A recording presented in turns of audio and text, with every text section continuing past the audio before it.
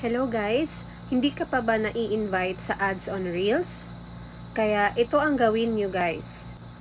Kaya maglinis na kayo ng inyong mga account guys para ma-invite kayo dito sa ads on Reels. Every month kasi guys, nagbibigay si Meta ng invitation sa ads on Reels.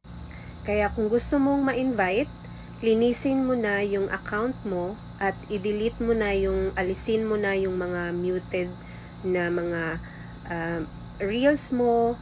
Swerte ka kung ma-invite ka sa ads on reels ni Meta. Kaya iwasan mo muna guys na gumamit ng mga music.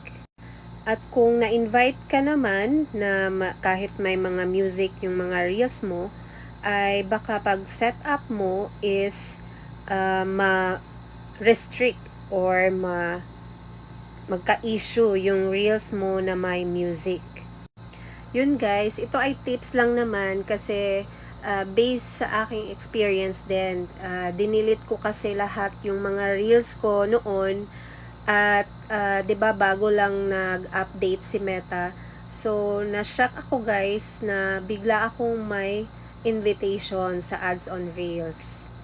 Kaya yun lang guys, sana makatulong.